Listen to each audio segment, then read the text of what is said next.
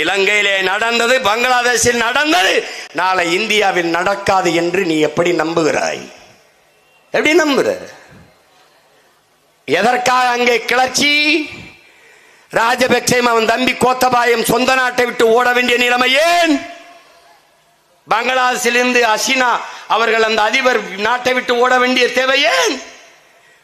பங்களாதேஷ் என்று தாய்மொழியிலே தேசம் படைத்த பிதாமகன் முஜிபுர் ரஹ்மான் சிலை உடைக்கப்பட வேண்டிய காரணம் என்ன? ஒரு தேசத்தை உருவாக்கிய பிதாமகனின் சிலையை கீழே வீழ்த்தப்படுதென்றால் அற்ப கருணாநிதி சிலை எல்லாம் எம்மாத்திரமிடம் பிறந்தவனே.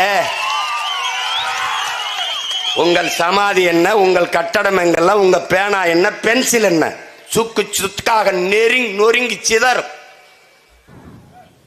இது என் தேசம். இந்த நிலத்தின் அரசியல் தமிழ் தேச அரசியல்.